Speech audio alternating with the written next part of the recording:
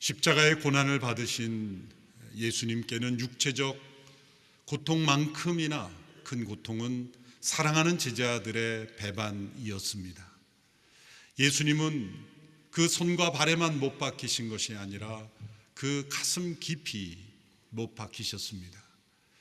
특히 가까이 생활했던 제자들의 배반이 바로 예수님의 마음 깊이 찌른 못이 되었을 것입니다. 오늘 우리가 읽은 이 본문 말씀에는 예수님께서 성만찬을 제정해 주시는 유월절 만찬의 말씀이 기록이 되어 있습니다. 그런데 그 성찬을 제정하시는 말씀 앞뒤로 나오는 말씀들은 바로 제자들의 배반에 대한 기록입니다. 오늘 본문 26절, 28절 앞부분 20절에서 25절은 가룟 유다의 배반에 대한 내용입니다. 31절부터 75절까지는 베드로의 배반에 대한 상세한 설명을 해주고 있습니다. 자신의 생명을 내어주시며 우리에게 하나님의 은혜로운 죄사함과 또 새 언약의 말씀을 주시는 그 은혜로운 말씀 앞뒤로 가룟 유다의 거짓에 근거한 기만적인 말들이 나오고 또 그 뒤로는 베드로의 두려움에서 나온 자기 부인의 예수님을 부인하는 또한 자기 기만의 말들이 나옵니다. 예수님의 말씀을 둘러싼 이 어두운 배반의 언어들, 그 사이로 빛나는 예수님의 아름다운 말씀이 대조되고 있는 것입니다. 예수님께서 제자들과 함께 나누신 이 만찬은 유월절 만찬입니다. 유월절이라는 절기는 이스라엘 백성들이 과거 하나님께서 이스라엘 백성들을 애굽에서부터 이끌어내신 그 사건을 기억하는 절기입니다. 구체적으로 말하면 한 날의 특별한 사건을 기억하는 것입니다. 하나님께서 애굽으로부터 그 백성을 이끌어내실 때 바로의 완강한 거부로 인하여 10가지 재앙을 내리셔야만 했습니다. 그 마지막 10번째 재앙은 바로 애굽에서 처음 난 모든 생명을 취하시는 장자의 재앙이었습니다. 하나님께서는 택한 백성들에게 그 재앙으로부터 건짐받는 약속을 주셨습니다. 그것은 어린 양의 피를 좌우 임방과 문설주에 바르는 약속이었습니다. 그 어린 양의 피가 바로 장자를 취하시는 하나님의 재앙으로부터 건짐받는 그 재앙이 그 피를 보고 넘어가는, 유월하는, 패스오버하는 그러한 약속을 주신 것입니다. 유월절 만찬은 바로 그 사건을 기억하며 어린 양의 피를 통해 그 약속을 통해 구원하신 하나님의 은혜를 기억하는 절기입니다. 예수님께서 제자들과 함께 유월절 만찬을 나누시는 가운데 바로 예수님이 그 출애굽의 사건 가운데 일어난 유월절, 그 절기가 가리켰던, 바라보게 했던 새로운 출애굽, 새로운 유월절, 새로운 약속의 주인공이심을 말씀하신 겁니다. 유월절은 단지 과거의 정치적인 억압으로부터 자유케 된 사건만을 기억하는 것이 아니었습니다. 구약의 모든 절기와 심지어 문화와 관습에 이르기까지 하나님께서 이스라엘 백성들을 통해 보여주신 모든 제도와 문화, 절기는 장차 구세주로 오시는 하나님의 어린 양으로 오셔서 구원을 이루시는 메시아에 대한 약속이요, 예표요, 예언이었던 것입니다. 이 유월절은 과거의 출애굽만을 기억하게 하는 것이 아니라 장차 오실 하나님의 어린 양의 피로 이루어질 새로운 출애굽, 새로운 유월절, 새 언약을 이루시는 예수님을 보여준 것입니다. 바로 그 중요한 성취가 이루어진 것을 예수님이 유월절 만찬에 제자들에게 말씀하셨습니다. 제자들은 그 말씀을 온전히 이해하지 못했습니다. 이해하지 못했을 뿐만 아니라 그 만찬에 참여하는 제자들은 이미 예수님을 배반한 자요 그리고 앞으로 배반할 자들이었습니다. 특별히 우리가 읽은 이 본문에는 가룟 유다의 배반이 앞서 나오고 있습니다. 예수님께서 그 유월절 만찬을 나누시는 그 자리에 함께한 자들은 배반자들이었습니다.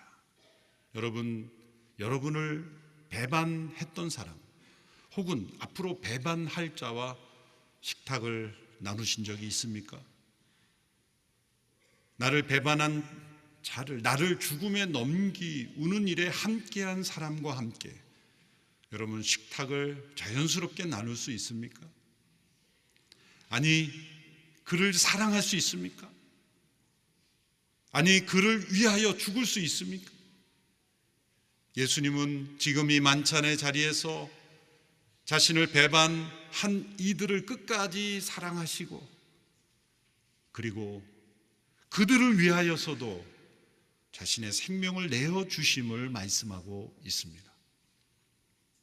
주로 유다에게 이 대화의 초점이 맞추어져 있습니다. 오늘 본문 21절에 보면 이렇게 말씀합니다. 모두들 식사를 하고 있을 때 예수께서 말씀하셨습니다. 내가 진실로 너희에게 말한다. 너희 중 하나가 나를 배반할 것이다. 너희 중 하나가 나를 배반할 것이다. 이 배반에 대한 예고가 없었다면 예수님은 예기치 않은 제자의 배반으로 뜻밖의 죽음을 맞이한 인물이 되었을 겁니다. 그러나 예수님은 예기치 않은 뜻밖의 배반으로 원치 않는 죽음을 당한 운명의 희생자가 아닙니다. 예수님은 운명의 희생자가 아니라 운명의 주관자셨습니다. 예수님은 유다의 배반을 이미 아셨고 그리고 그에게 경고하셨고 그리고 그의 회복을 위해 노력하셨습니다. 요한복음에 보면 예수님이 말씀하실 때 몹시 괴로워하시며 말씀하셨다고 말하고 있습니다. 그런데 중요한 것은 예수님께서 너희 중 하나가 나를 배반할 것이다 말씀하시며 이름을 거명하지 않으셨다는 겁니다. 유다가 나를 배반할 것이다 그렇게 이름을 말씀하셨다면 어떤 일이 일어났을까요? 제자들이 난리가 났을 겁니다. 제자들이 너가 이럴 수 있어라고 하며 아마 유다를 밖으로 끌고 나가서 폭력적인 사태가 일어날 수도 있었을 겁니다. 누가 가장 앞서 흥분했을까요? 아마도 베드로였을 겁니다. 베드로가 유다의 머리채를 끌고 나가서 너가 이럴 수 있느냐라고 난리 치는 그분의 그 성격, 물론 천국에서 베드로 할아버지가 너가 나를 그렇게 얘기할 수 있어 나중에 천국에서 혼날지 모르지만 충분히 예상할 수 있는 시나리오입니다.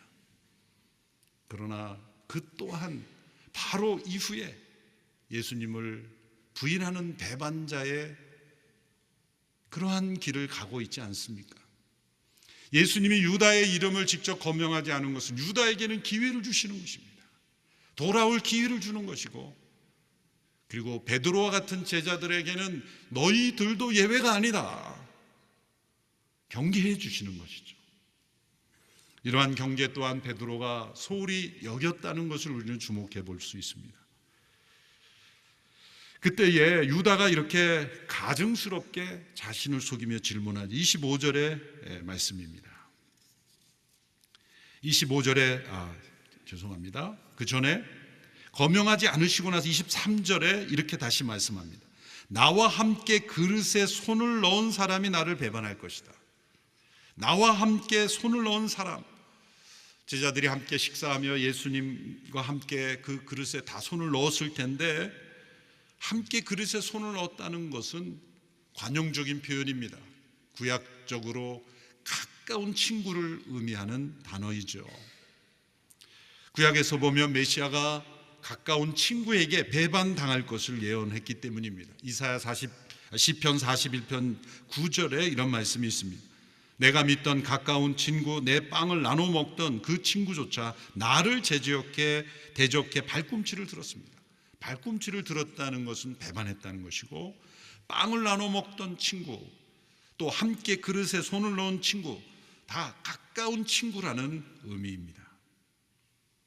시편 41편은 다윗이 아이도벨이라는 가까운 동료에 의해서 배반당한 후에 고백한 시죠. 그것은 장차 다윗의 후손으로신 메시아 또한 가까운 친구에 의하여 배반당할 것을 미리 예언하시는 것입니다. 바로 유다의 배반입니다. 그런데 유다는 가증스럽게 자신의 의도를 속이며 마치 다른 제자들처럼 놀란 고백을 합니다. 25절의 말씀이죠. 그때 예수를 배반한 유다가 말했습니다. 라삐여, 저는 아니겠지요. 예수께서 대답하셨습니다. 내가 말했다.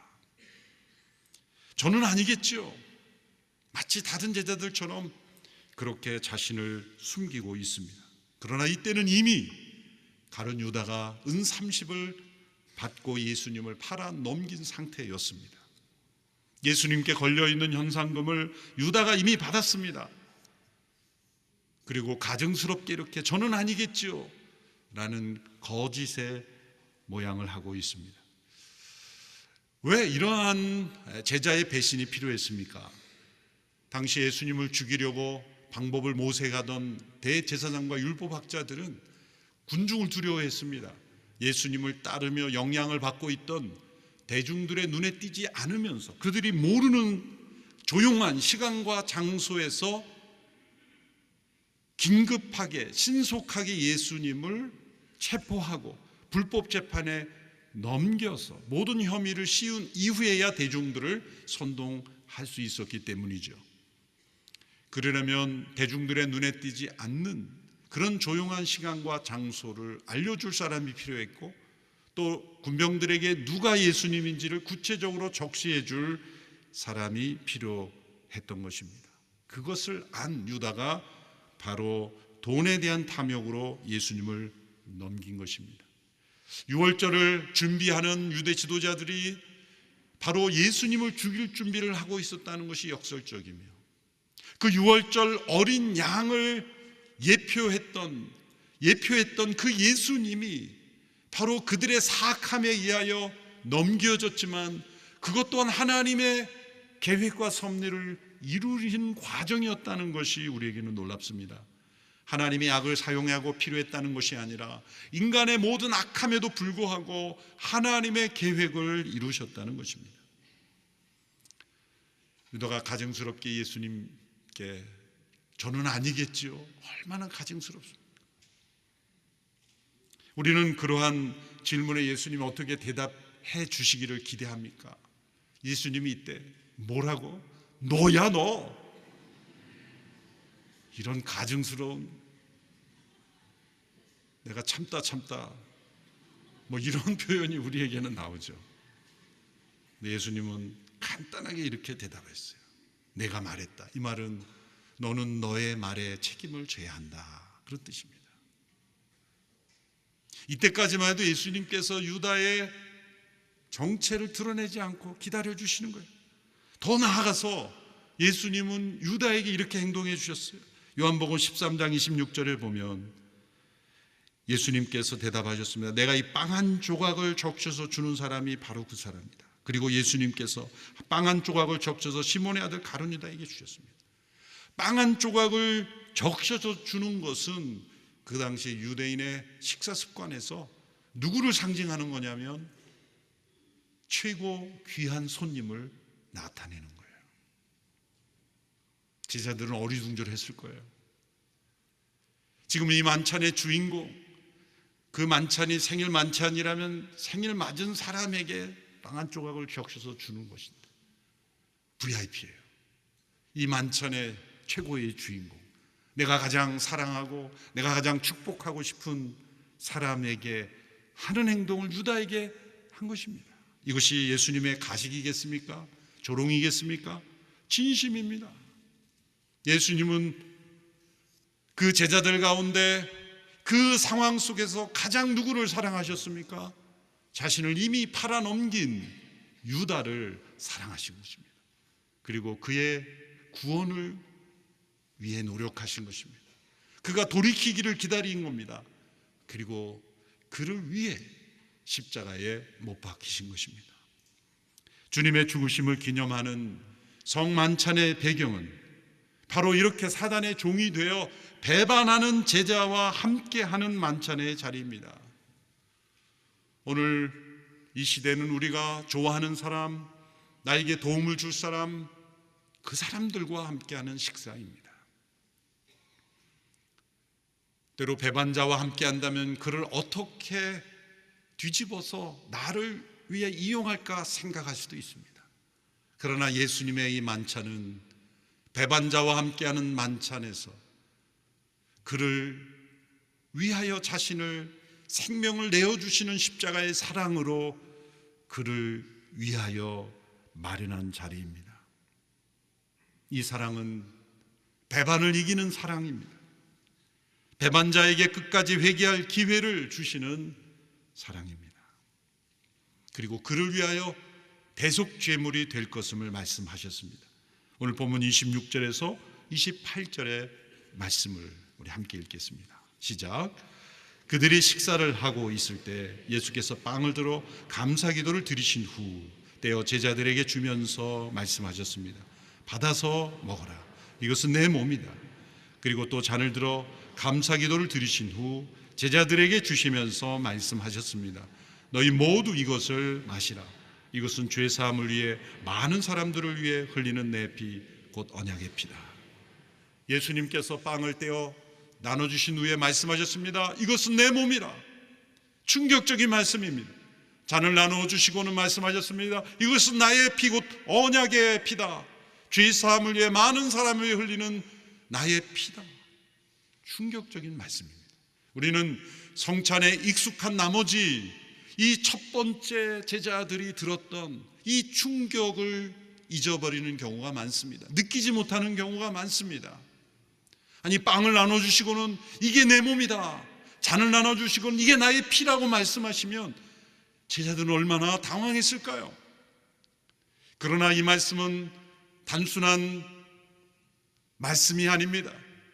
구약의 모든 약속들, 제도와 예언과 문화가 바라보고 기대하게 했던 예수님 메시아는 고난받고 죽임당함으로 우리를 살리게 하시는 하나님의 아들이요, 하나님의 어린 양이요, 유월절 어린 양이요, 내가 바로 그 하나님의 어린 양이요, 내가 그 유월절 어린 양이요, 나의 몸이 십자가에서 찢어져 죽음으로 너희를 살게 하겠고 너희가 받을 진노를 담당함으로 구원하겠고 내가 피 흘림으로 너희를 다시 살게 하는 영원한 생명의 약속의 죽음이라는 것입니다.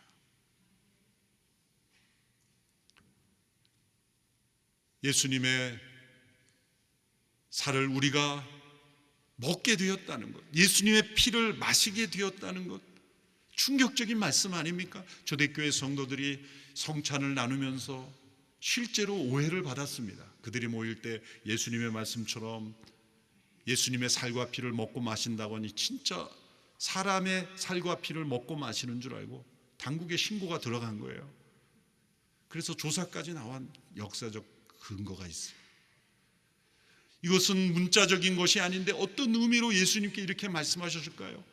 빵이 부서져 사람들에게 먹힘으로써 그 몸의 일부가 되듯이 예수님의 죽음의 그 역사가 우리 모두에게 믿음을 통하여 단지나 과거의 역사적 사건이 아니라 우리 개개인의 모든 사람들에게 그들이 먹는 음식이 그들에게 생명을 유지해주고 다시 살아나게 하는 그러한 생명의 능력을 불어넣듯이 예수님의 죽음은 우리 모두를 죄로부터 자유케 하며 살게 하는 능력이 있는 죽음이라는 거예요. 예수님을 믿는다는 것은 곧 예수님을 먹고 마신다는 것입니다. 그분의 죽으심에 참여한다는 것입니다.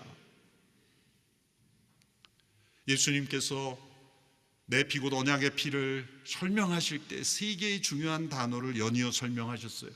이 세 개의 연이은 단어 설명 속에 구약의 중요한 세 가지 예언이 성취되었다는 것을 말씀하는 겁니다. 첫 번째는 죄사함을 위해 라고 말씀하셨습니다. 예레미야 31장 34절의 말씀을 성취했다는 것을 말씀합니다. 같이 읽어보겠습니다. 시작.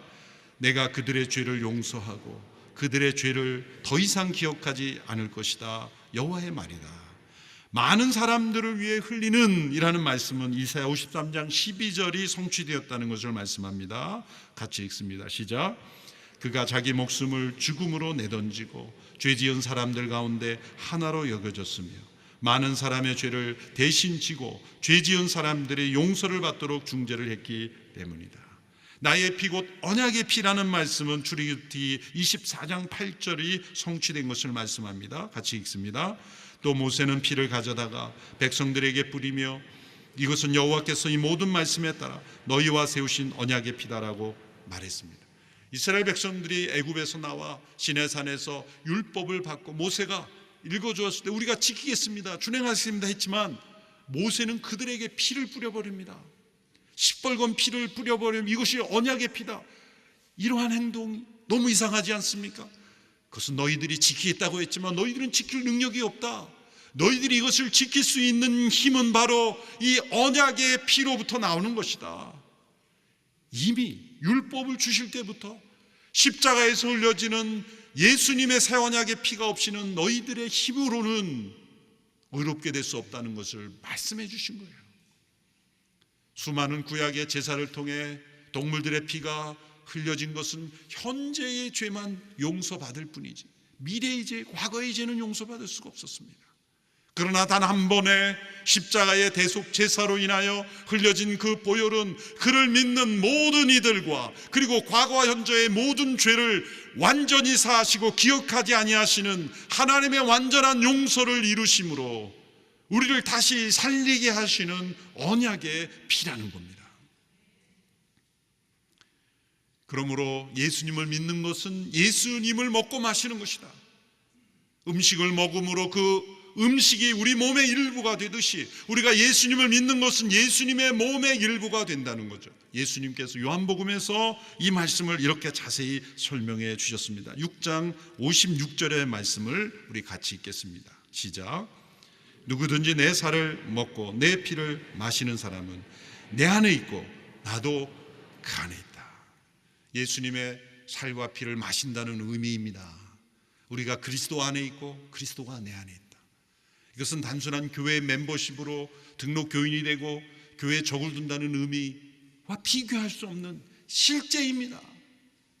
예수님을 우리가 믿는다는 것은 예수님의 살과 피에 참여하는 것이고 예수님의 죽음에 참여하는 것이고 부활에 참여하는 것이고 우리는 그분의 몸 안에 있고 그분이 우리 안에 있다. 내가 그분 안에, 그분이 내 안에, 그리스도께서 내 안에, 내가 그리스도 안에 거하는 이 그리스도의 몸으로서의 연합에 우리가 참여할 수 있게 된다는 겁니다. 로만 가톨릭은 실제로 성찬에 참여할 때 화채설, 실자 그리스도의 몸과 피가 된다라고 믿었어요. 예수님은 그걸 말씀하지 않으셨습니다. 어떤 사람은 단순히 기념하는 기념 세리머니다라고 하면 그것도 아닙니다. 예수님 말씀하신 건 뭡니까? 내 살과 피를, 내 살을 먹고 내 피를 마신 자는 내 안에 있고 나도 그 안에 있다. 임재입니다. 성찬의 궁극적인 목적, 성찬을 통해 우리가 누리는 것은 그리스도의 살아계신 임재입니다. 십자가에서 쥐구르시고 부활하신 그분과 함께 우리가 그분 안에, 그분이 내 안에 있는 살아있는 임재가 성찬을 통해 우리에게 주어지는 것입니다. 이 성찬의 축복의 배경을 우리는 기억해야 합니다. 배반입니다. 하나님을 배반한 인간들의 대표가 유다와 베드로입니다. 유다만, 베드로만 배반자입니까? 우리 또한 배반자입니다. 하나님 없이도 살아갈 수 있다고 생각하는 것 자체가 배반입니다. 마땅히 영광 받으실 하나님께 영광 올리지 않는 것 자체가 배반입니다. 하나님의 것을 나의 것으로 생각하는 것이 배반입니다. 하나님의 질서를 무너뜨리는 것이 배반입니다. 하나님을 위하여, 하나님의 진리를 위하여 용기를 내야 할 때 비겁해지는 것이 또한 배반입니다. 우리 모두가 배반자입니다. 주님은 배반자들에게 자신의 생명을 내어주시고 용서하시고 화목해 하시고 그리고 그분과 하나 되게 하셨습니다. 오늘 우리가 성찬을 받을 때 우리의 배반을 회개하고 배반을 이긴 사랑으로 우리 가운데 임재하신 주님의 사랑에 감격하며 이 성찬의 참여할 수 있게 되기를 축원합니다. 기도하겠습니다. 하나님을 배반한 인간들을 끝까지 포기하지 않으시며 용서하시며 구원하시는 주님, 오늘 배반자들인 저희들에게 베풀어 주신 은혜의 식탁, 하늘의 식탁, 영원한 생명의 식탁에 우리를 초대하시니 감사합니다. 그 은혜의 식탁에 참여할 수 없는 저희들이지만 주님의 십자가의 죽으심으로 우리를 의롭다 하시고 우리를 용서하시고 우리에게 그분의 찢어진 몸과 흘리신 피를 양식으로 내어 주셨으니 믿음으로, 감사로, 감격으로, 경외함으로 받아 먹고 마심으로 우리 아이가 그리스도 안에, 그리스도께서 우리 안에 거하는 은혜를 회복하게 하옵소서. 예수님의 이름으로 기도하옵나이다.